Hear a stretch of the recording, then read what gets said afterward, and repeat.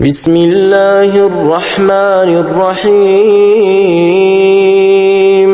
الحمد لله الذي خلق السماوات والأرض وجعل الظلمات والنور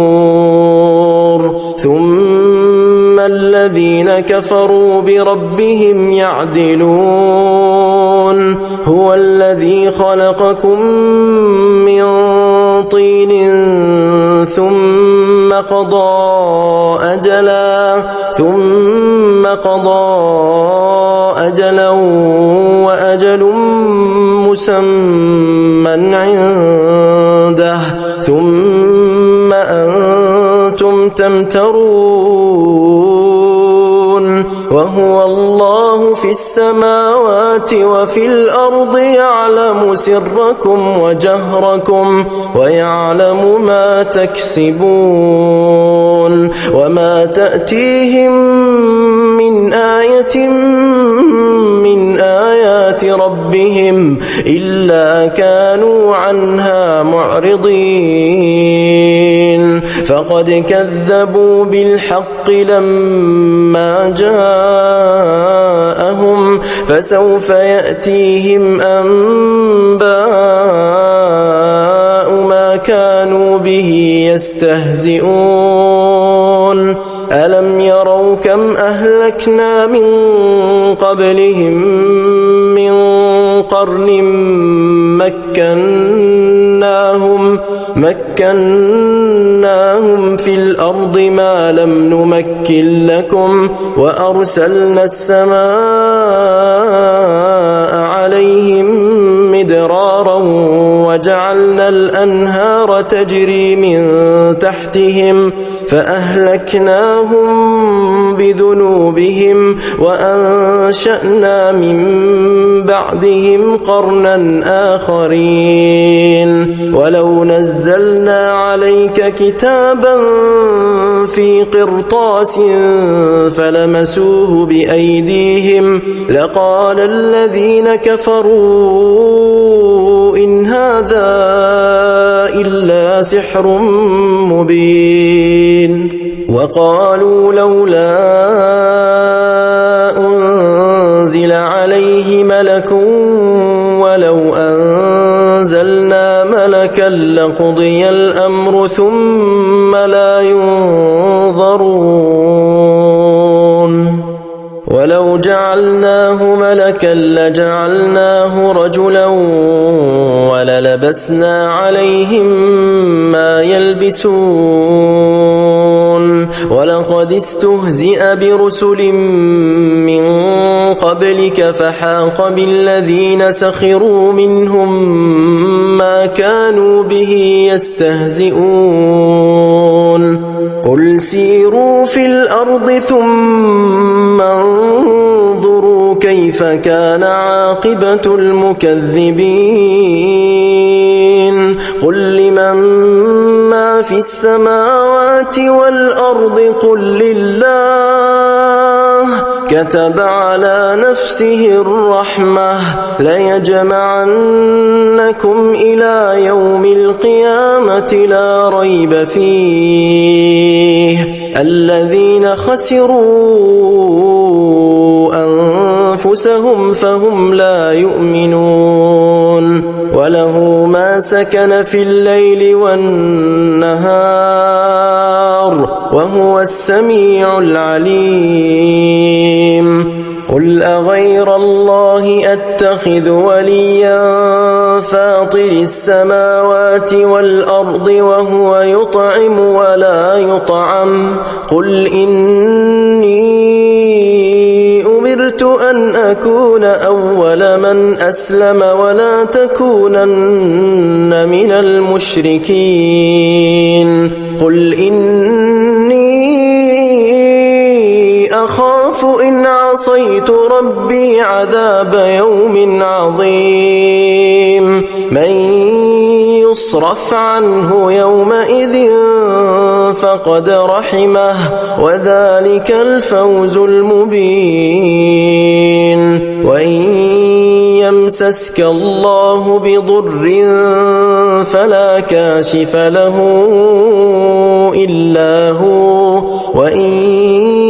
يمسسك بخير فهو على كل شيء قدير وهو القاهر فوق عباده وهو الحكيم الخبير قل أي شيء أكبر شهادة قل الله شهيد بيني وبينكم وأوحي إلي هذا القرآن لأنذركم به ومن بلغ أئنكم لتشهدون أن مع الله آلهة أخرى قل لا أشهد قل إنما هو إله واحد وإنني بريء مما تشركون الذين آتيناهم الكتاب يعرفونه كما يعرفون أبناءهم الذين خسروا أنفسهم فهم لا يؤمنون ومن أظلم ممن افترى على الله كذبا أو كذب بآياته إنه لا يفلح الظالمون ويوم نحشرهم جميعا ثم نقول للذين أشركوا أين شركاؤكم الذين كنتم تزعمون ثم لم تكن فتنتهم إلا أن قالوا والله ربنا ما كنا مشركين انظر كيف كذبوا على أنفسهم وضل عنهم ما كانوا يفترون ومنهم من يستمع إليك وجعلنا على قلوبهم أكنة أن يفقهوه وفي آذانهم وقرا وإن يروا كل آية لا يؤمنوا بها حتى إذا جاءوك يجادلونك يقول الذين كفروا إن هذا إلا أساطير الأولين وهم ينهون عنه وينأون عنه وإن يهلكون إلا أنفسهم وما يشعرون ولو ترى إذ وقفوا على النار فقالوا يا ليتنا نرد ولا نكذب بآيات ربنا ونكون من المؤمنين بل بدا لهم ما كانوا يخفون من قبل ولو ردوا لعادوا لما نهوا عنه وإنهم لكاذبون وقالوا إن هي إلا حياتنا الدنيا وما نحن بمبعوثين ولو ترى إذ وقفوا على ربهم قال أليس هذا بالحق قالوا بلى وربنا قال فذوقوا العذاب بما كنتم تكفرون قد خسر الذين كذبوا بلقاء الله حتى إذا جاءتهم الساعة بغتة قالوا يا حسرتنا على ما فرطنا فيها وهم يحملون أوزارهم على ظهورهم ألا ساء ما يزرون وما الحياة الدنيا إلا لعب ولهو وللدار الآخرة خير للذين يتقون أفلا تعقلون قد نعلم إنه ليحزنك الذي يقولون فإنهم لا يكذبونك ولكن الظالمين بآيات الله يجحدون ولقد كذبت رسل من قبلك فصبروا على ما كذبوا وأوذوا حتى أتاهم نصرنا ولا مبدل لكلمات الله ولقد جاءك من نبأ المرسلين وإن كان كبر عليك إعراضهم فإن استطعت أن تبتغي نفقا في الأرض أو سلما في السماء فتأتيهم بآية ولو شاء الله لجمعهم على الهدى فلا تكونن من الجاهلين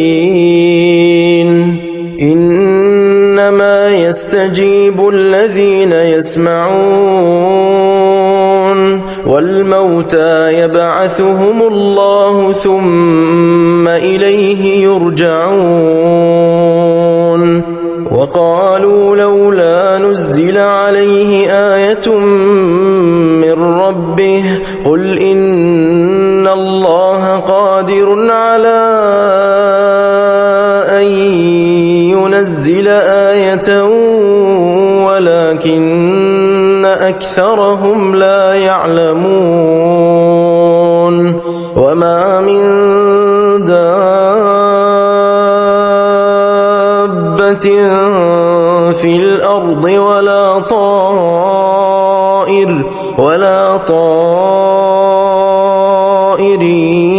يطير بجناحيه إلا أمم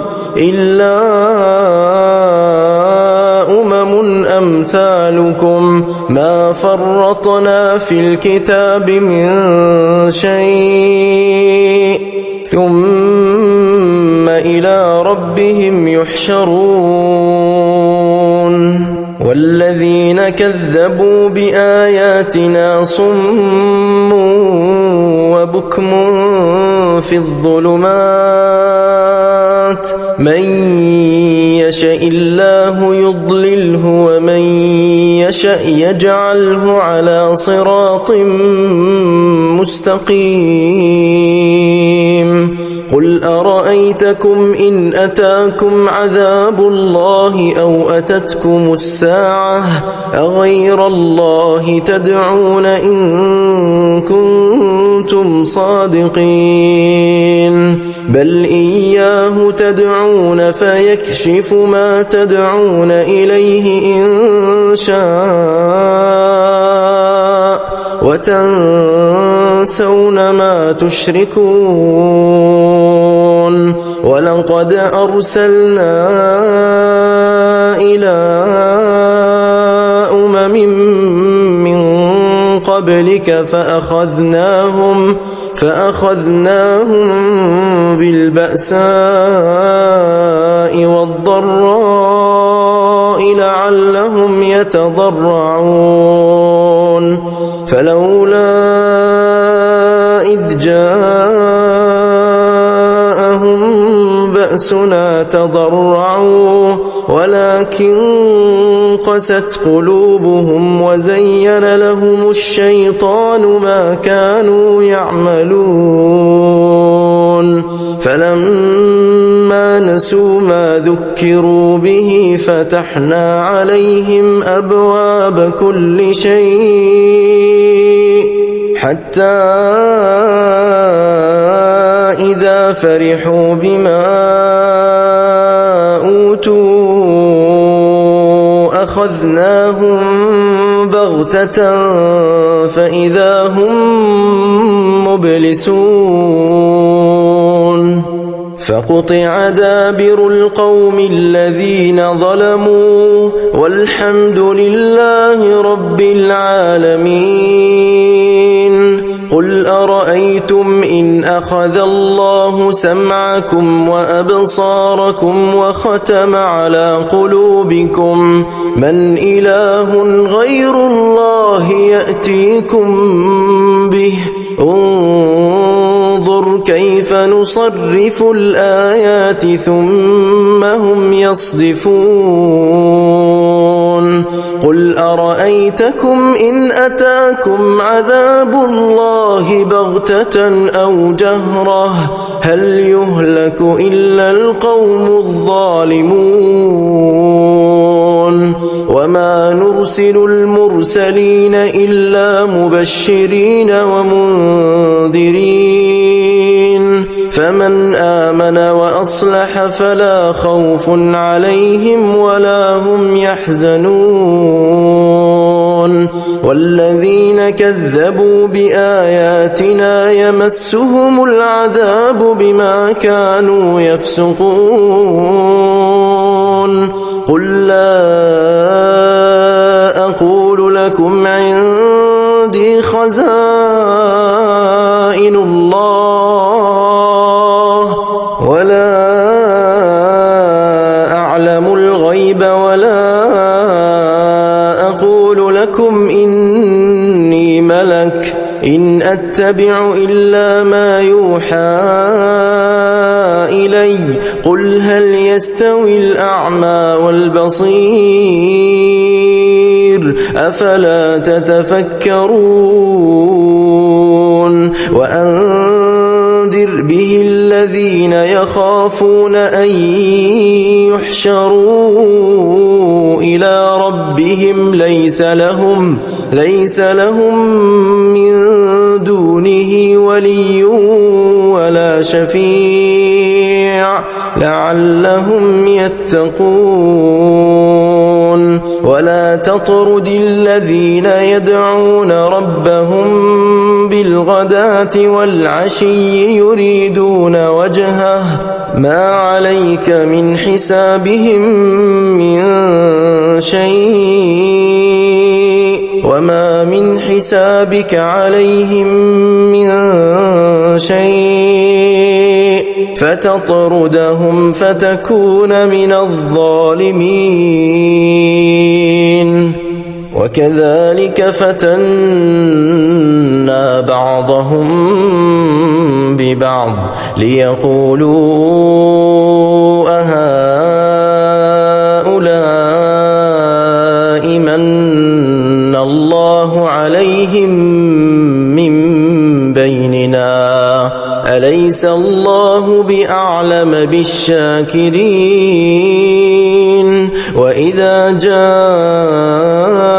الذين يؤمنون بآياتنا فقل سلام عليكم كتب ربكم على نفسه الرحمة أنه من عمل منكم سوءا بجهالة ثم تاب من بعده وأصلح فأنه غفور رحيم. وكذلك نفصل الآيات ولتستبين سبيل المجرمين. قل إني نهيت أن أعبد الذين تدعون من دون الله قل لا أتبع أهواءكم قد ضللت إذا وما أنا من المهتدين قل إني على بينة من ربي وكذبتم به ما عندي ما تستعجلون به إن الحكم إلا لله يقص الحق وهو خير الفاصلين قل لو أن عندي ما تستعجلون به لقضي الأمر بيني وبينكم والله أعلم بالظالمين وعنده مفاتح الغيب لا يعلمها إلا هو ويعلم ما في البر والبحر وما تسقط من ورقة إلا يعلمها ولا حبة في ظلمات الأرض ولا رطب ولا يابس إلا في كتاب مبين وهو الذي يتوفاكم بالليل ويعلم ما جرحتم بالنهار ثم يبعثكم فيه ليقضى أجل مسمى ثم إليه مرجعكم ثم ينبئكم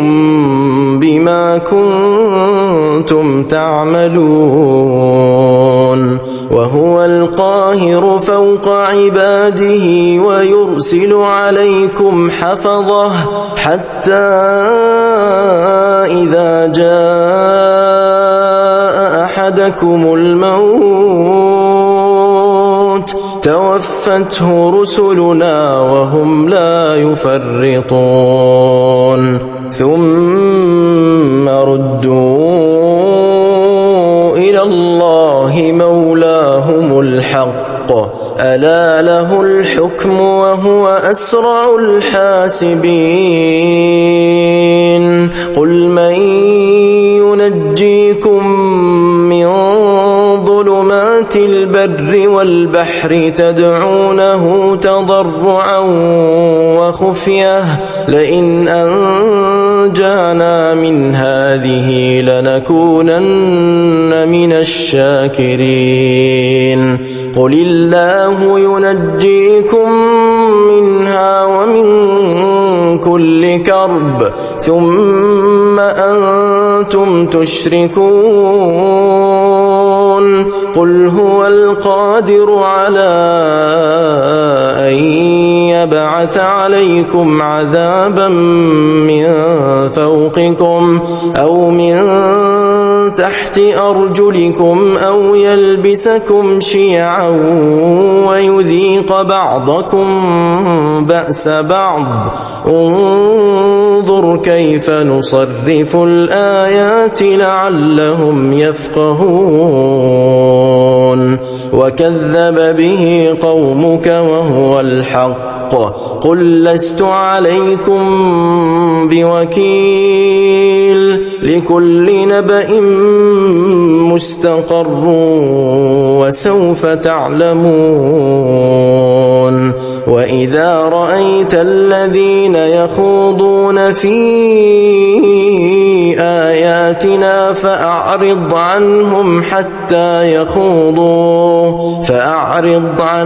حتى يخوضوا في حديث غيره وإما ينسينك الشيطان فلا تقعد بعد الذكرى مع القوم الظالمين وما على الذين يتقون من حسابهم من شيء ولكن ذكرى لعلهم يتقون وذر الذين اتخذوا دينهم لعبا ولهوا وغرتهم الحياة الدنيا وذكر به أن تبسل نفس بما كسبت ليس لها من دون الله ولي ولا شفيع وإن تعدل كل عدل لا يؤخذ منها أولئك الذين أبسلوا بما كسبوا لهم شراب من حميم وعذاب أليم بما كانوا يكفرون قل أندعو من دون الله ما لا ينفعنا ولا يضرنا ونرد على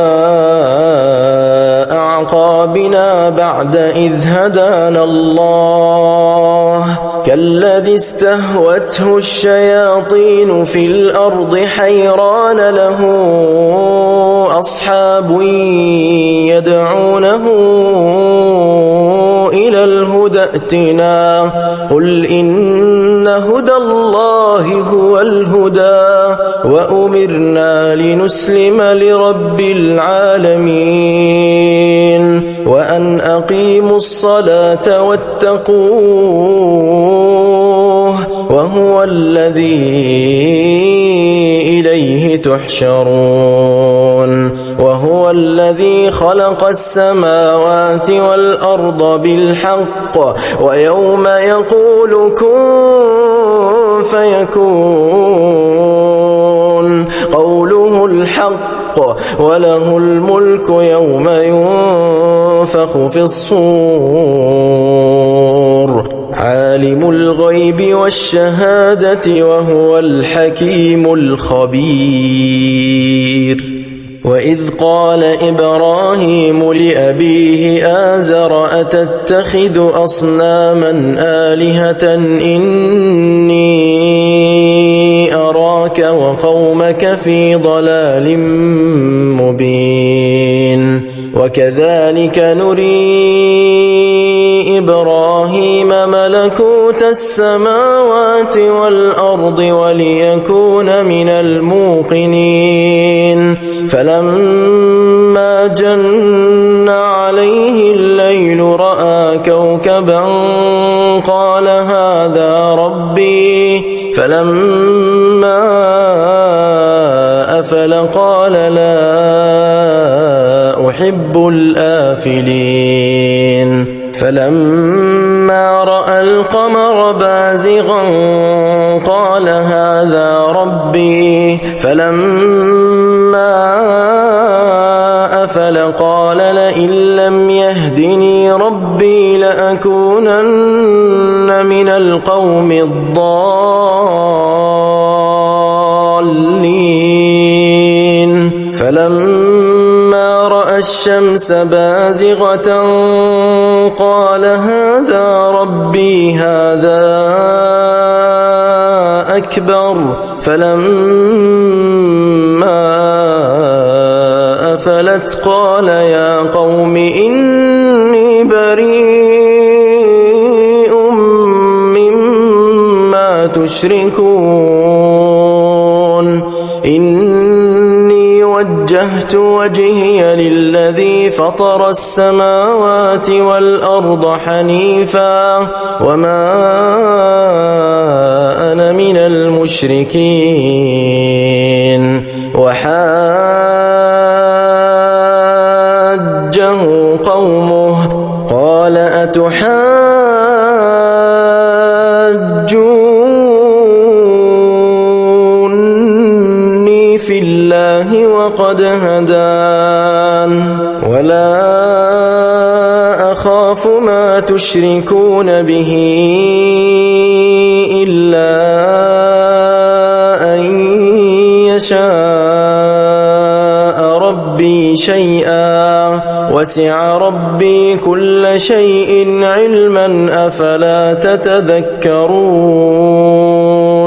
وكيف أخاف ما أشركتم ولا تخافون أنكم أشركتم بالله ولا تخافون تخافون أنكم أشركتم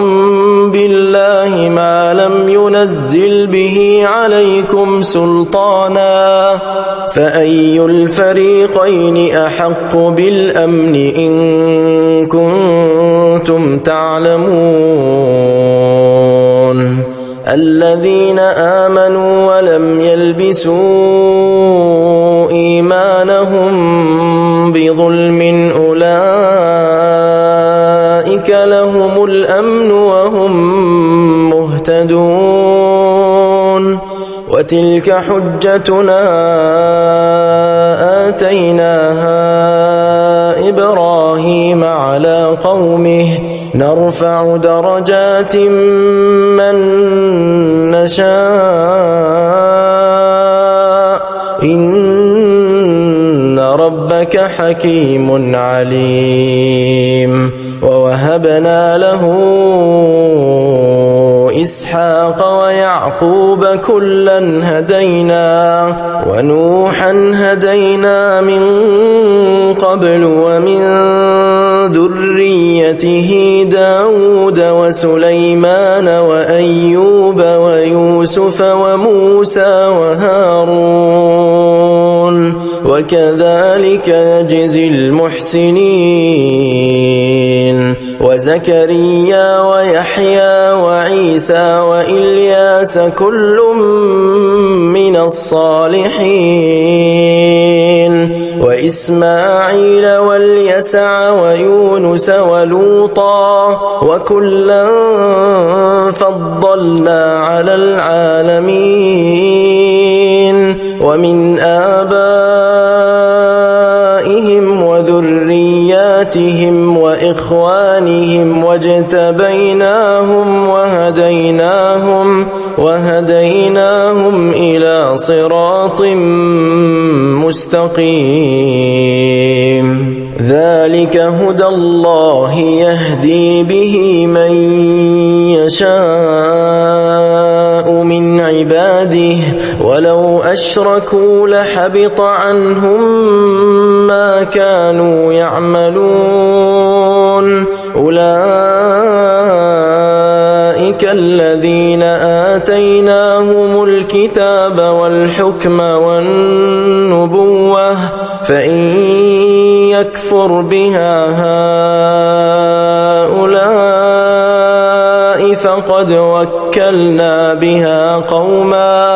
فقد وكلنا بها قوما ليسوا بها بكافرين أولئك الذين هدى الله فبهداه مقتده قل لا أسألكم عليه أجرا إن هو إلا ذكرى للعالمين وما قدروا الله حق قدره إذ قالوا ما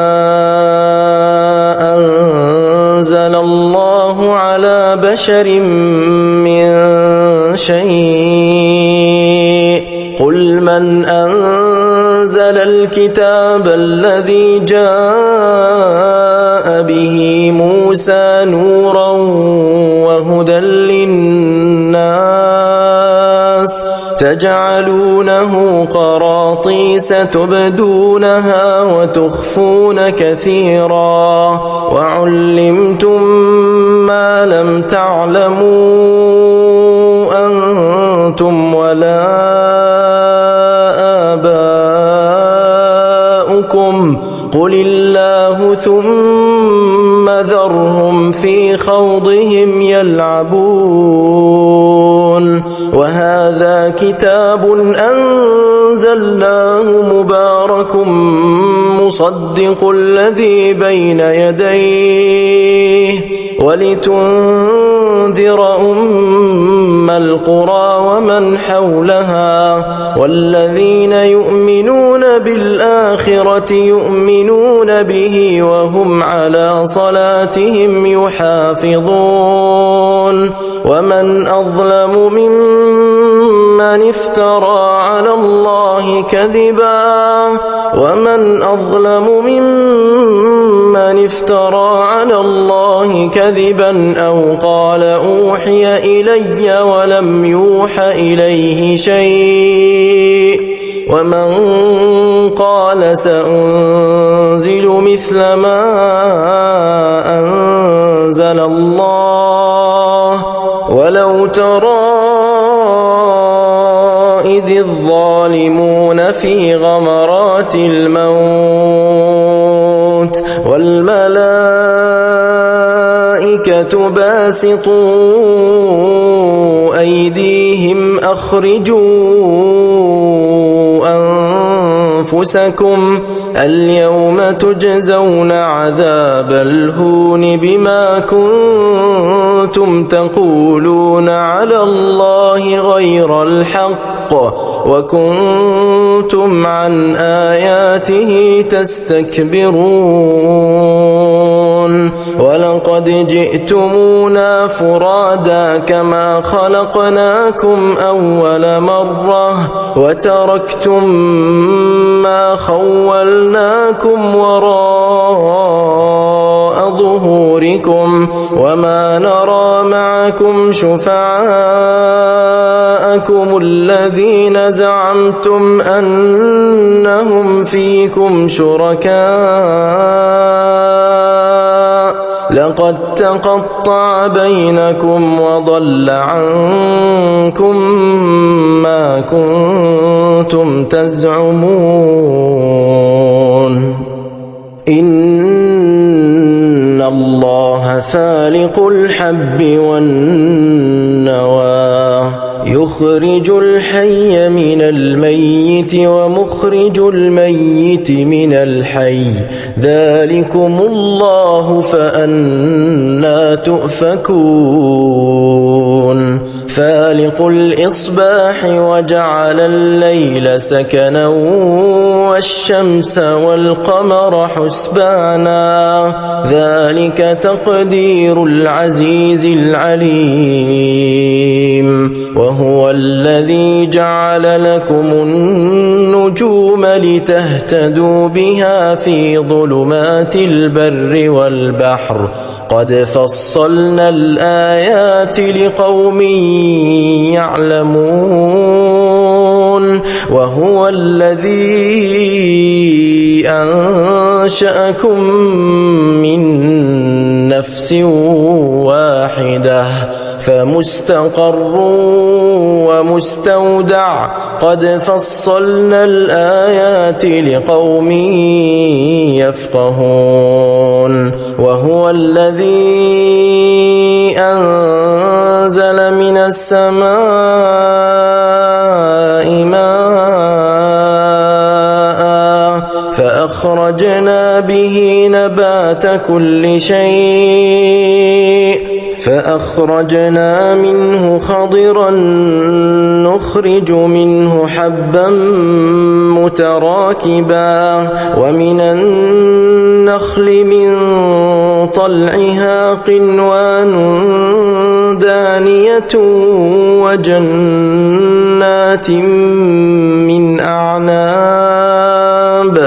وجنات من أعناب والزيتون والرمان مشتبها وغير متشابه انظروا إلى ثمره إذا أثمر وينعه إن في ذلكم لآيات لقوم يؤمنون وجعلوا لله شركاء الجن وخلقهم وخرقوا له بنين وبنات بغير علم سبحانه وتعالى عما يصفون بديع السماوات والأرض أنى يكون يكون له ولد ولم تكن له صاحبة وخلق كل شيء وهو بكل شيء عليم. ذلكم الله ربكم لا إله إلا هو خالق كل شيء فاعبدوه وهو على كل شيء وكيل. لا تدركه الأبصار وهو يدرك الأبصار وهو اللطيف الخبير. قد جاءكم بصائر من ربكم فمن أبصر فلنفسه ومن عمي فعليها وما أنا عليكم بحفيظ. وكذلك نصرف الآيات وليقولوا درست ولنبينه لقوم يعلمون. اتبع ما أوحي إليك من ربك لا إله إلا هو وأعرض عن المشركين. ولو شاء الله ما أشركوا وما جعلناك عليهم حفيظا وما أنت عليهم بوكيل. ولا تسبوا الذين يدعون من دون الله فيسبوا الله عدوا بغير علم. كذلك زينا لكل أمة عملهم ثم إلى ربهم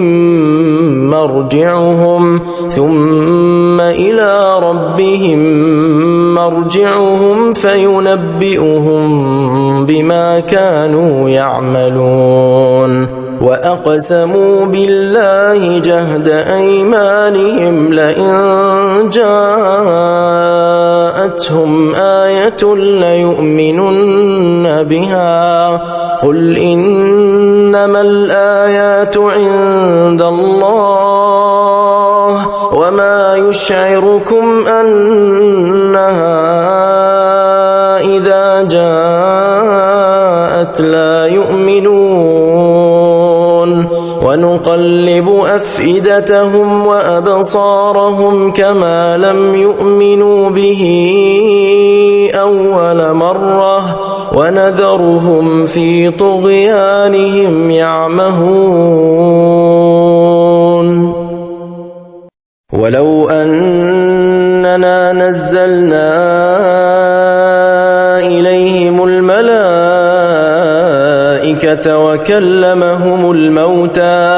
وكلمهم الموتى وحشرنا عليهم كل شيء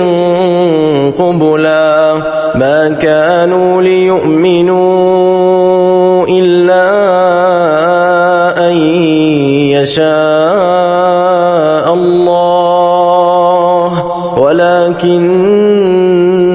أكثرهم يجهلون. وكذلك جعلنا لكل نبي عدوا شياطين الإنس والجن يوحي بعضهم إلى بعض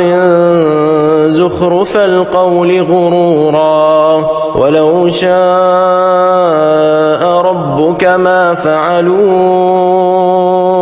فذرهم وما يفترون. ولتصغى إليه أفئدة الذين لا يؤمنون بالآخرة وليرضوه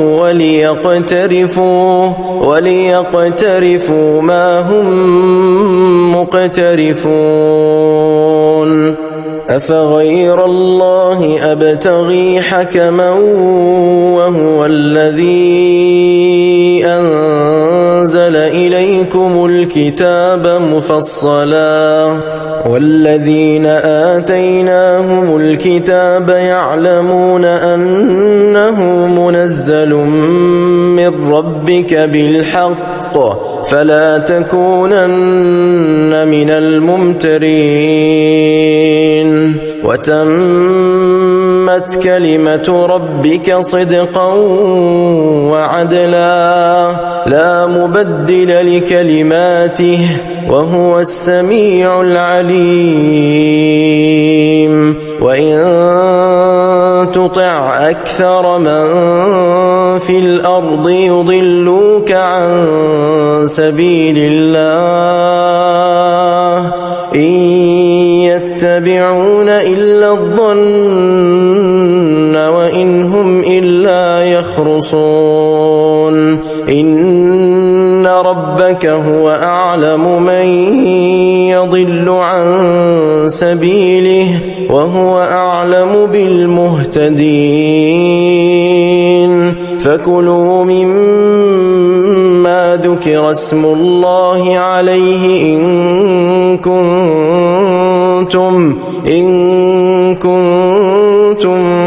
بآياته مؤمنين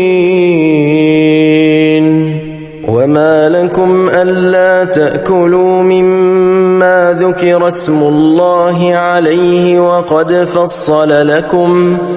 فصل لكم ما حرم عليكم إلا ما اضطررتم إليه وإن كثيرا ليضلون بأهوائهم بغير علم إن ربك هو أعلم بالمعتدين وذروا ظاهر الإثم وباطنه إن الذين يكسبون الإثم سيجزون بما كانوا يقترفون ولا تأكلوا مما لم يذكر اسم الله عليه وإنه لفسق وإن الشياطين ليوحون إلى أوليائهم ليجادلوكم وإن أطعتموهم إنكم لمشركون أومن كان ميتا فأحييناه وجعلنا له نورا يمشي به في الناس كمن مثله في الظلمات ليس بخارج منها كذلك زين للكافرين ما كانوا يعملون وكذلك جعلنا في كل قرية أكابر مجرميها ليمكروا فيها وما يمكرون إلا بأنفسهم وما يشعرون وإذا جاءتهم آية قالوا لن نؤمن حتى نؤتى مثل ما أوتي رسل الله أعلم حيث يجعل رسالته سيصيب الذين أجرموا صغار عند الله وعذاب شديد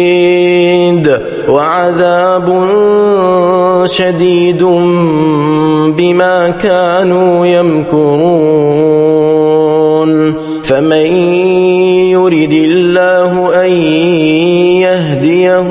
يشرح صدره للإسلام ومن يرد أن يضله يجعل صدره ضيقا حرجا كأنما يصعد في السماء كذلك يجعل الله الرجس على الذين لا يؤمنون صراط ربك مستقيما قد فصلنا الآيات لقوم يذكرون لهم دار السلام عند ربهم وهو وليهم بما كانوا يعملون ويوم يحشرهم جميعا يا معشر الجن قد استكثرتم من الإنس وقال أولياؤهم من الإنس ربنا استمتع بعضنا ببعض وبلغنا أجلنا الذي أجلت لنا قال النار مثواكم خالدين فيها إلا ما شاء الله إن ربك حكيم عليم وكذلك نولي بعض الظالمين بعضا بما كانوا يكسبون يا معشر الجن والإنس ألم يأتكم رسل منكم يقصون عليكم آياتي وينذرونكم لقاء يومكم هذا قالوا شهدنا على أنفسنا وغرتهم الحياة الدنيا وشهدوا على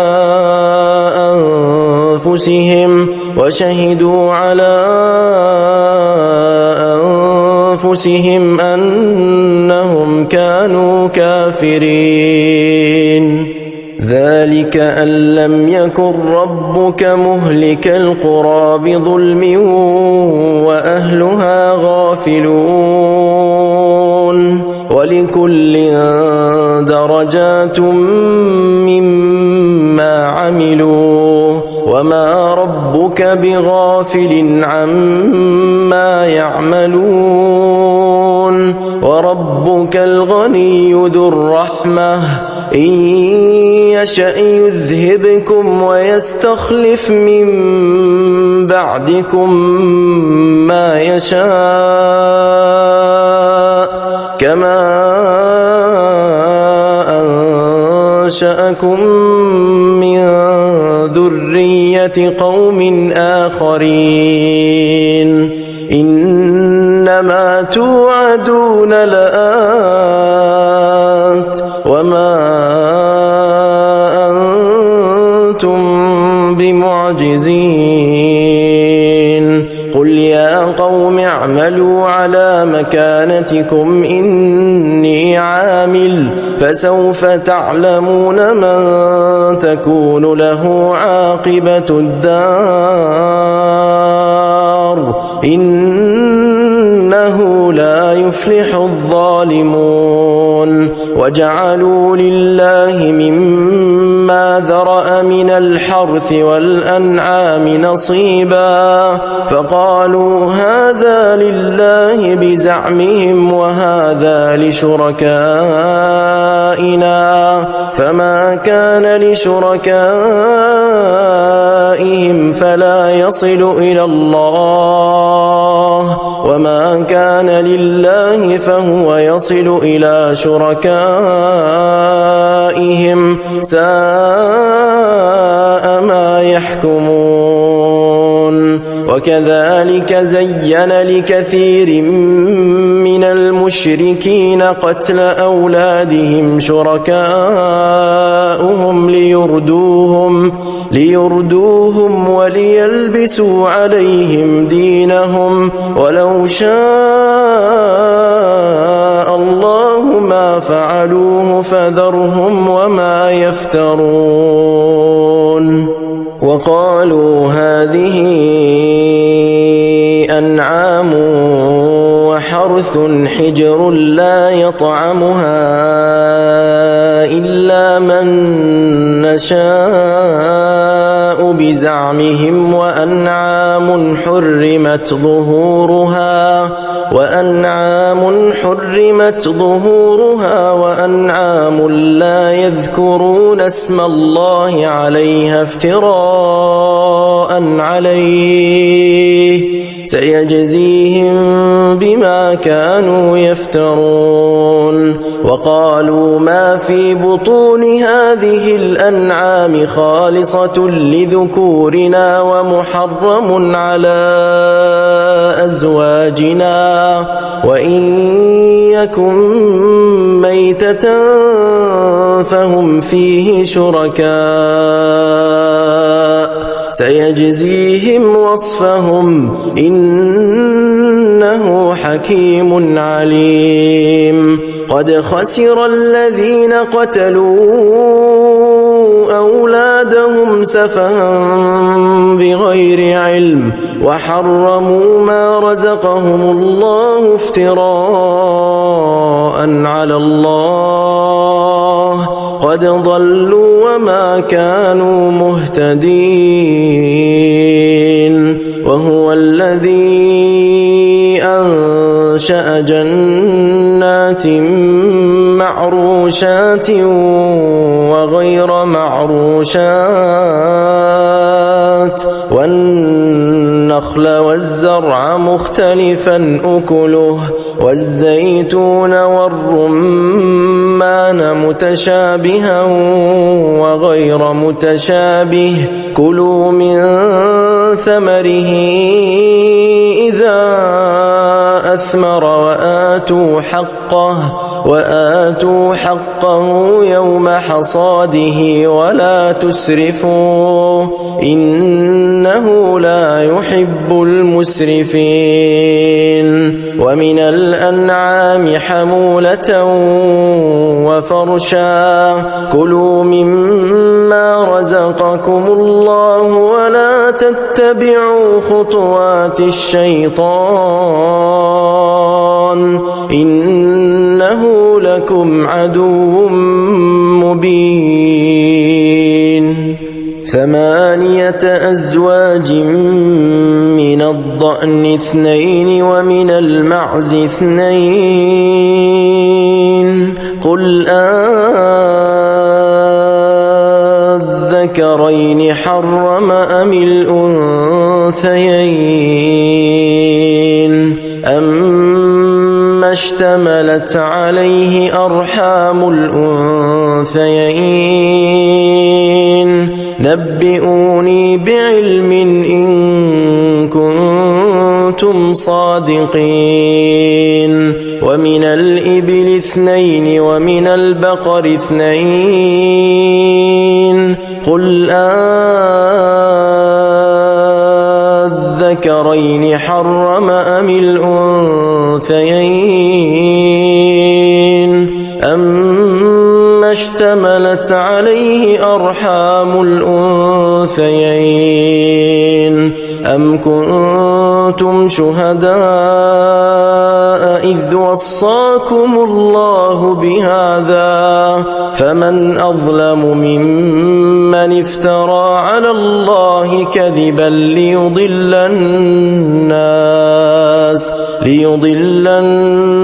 الناس بغير علم إن الله لا يهدي القوم الظالمين. قل لا أجد فيما أوحي إلي محرما على طاعم يطعمه إلا أن يكون ميتة أو دما مسفوحا أو لحم خنزير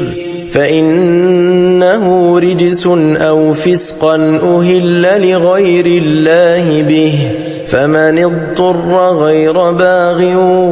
ولا عاد فإن ربك غفور رحيم. وعلى وعلى الذين هادوا حرمنا كل ذي ظفر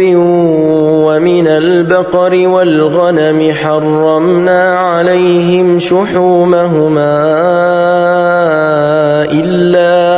إلا ما حملت ظهورهما أو الحوايا أو ما اختلط بعظم ذلك جزيناهم ببغيهم وإنا لصادقون فإن كذبوك فقل ربكم ذو رحمة واسعة ولا يرد بأسه عن القوم المجرمين سيقول الذين أشركوا لو شاء الله ما أشركنا ولا آباؤنا ولا حرمنا من شيء كذلك كذب الذين من قبلهم حتى ذاقوا بأسنا قل هل عندكم من علم فتخرجوه لنا إن تتبعون إلا الظن وإن أنتم إلا تخرصون قل فلله الحجة البالغة فلو شاء لهداكم أجمعين قل هلم شهداءكم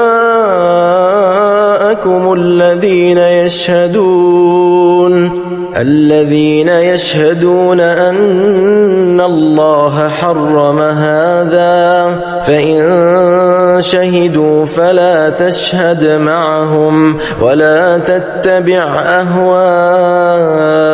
الذين كذبوا بآياتنا والذين لا يؤمنون بالآخرة وهم بربهم يعدلون قل تعالوا أتل ما حرم ربكم عليكم ألا تشركوا به شيئا وبالوالدين إحسانا ولا تقتلوا أولادكم من إملاق نحن نرزقكم وإياهم ولا تقربوا الفواحش ما ظهر منها وما بطن ولا تقتلوا النفس التي حرم الله إلا بالحق ذلكم وصاكم به لعلكم تعقلون ولا تقربوا مال اليتيم إلا بالتي هي أحسن حتى يبلغ أشده وأوفوا الكيل والميزان بالقسط لا نكلف نفسا إلا وسعها وإذا قلتم فاعدلوا ولو كان ذا قربى وبعهد الله أوفوا ذلكم وصاكم به لعلكم تذكرون وأن هذا صراطي مستقيما فاتبعوه ولا تتبعوا السبل فتفرق بكم عن سبيله ذلكم وصاكم به لعلكم تتقون ثم آتينا موسى الكتاب تماما على الذي أحسن وتفصيلا لكل شيء وهدى ورحمة لعلهم بلقاء ربهم يؤمنون وهذا كتاب أنزلناه مبارك فاتبعوه واتقوا لعلكم ترحمون أن تقولوا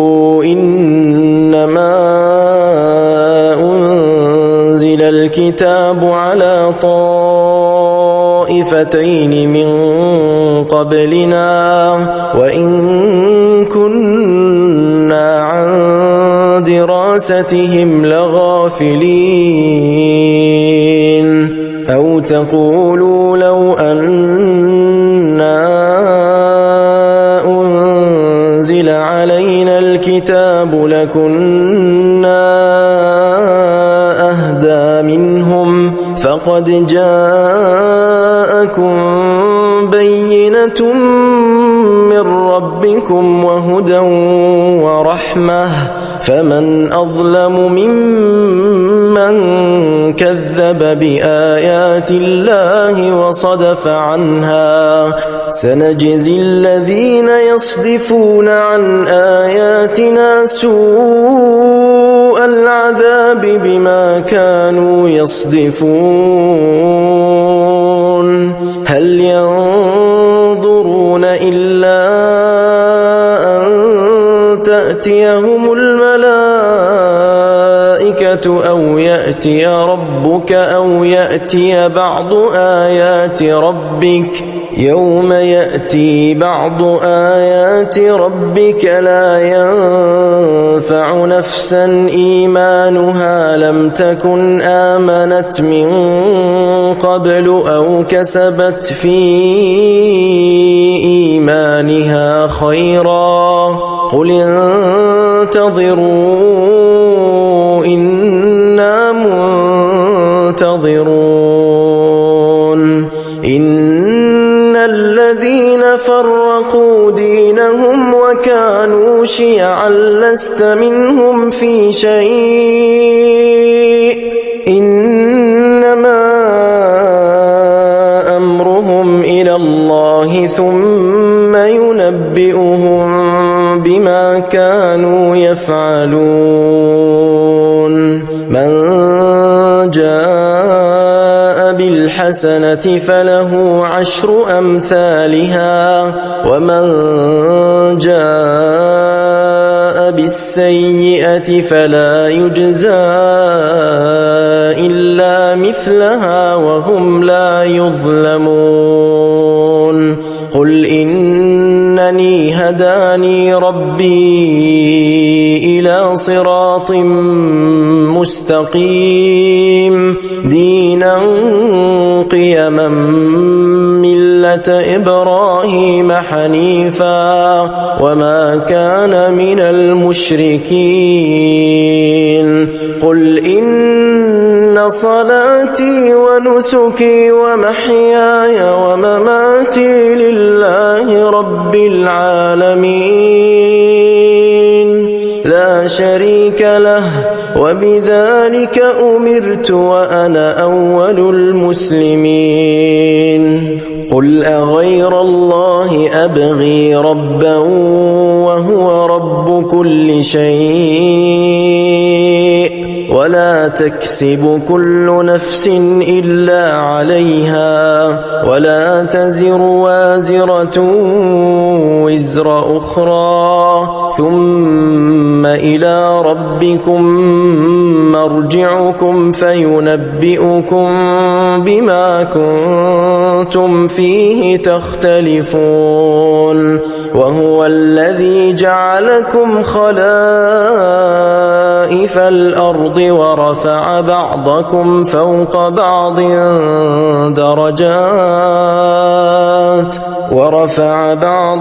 فوق بعض درجات ليبلوكم فيما آتاكم إن ربك سريع العقاب وإنه لغفور رحيم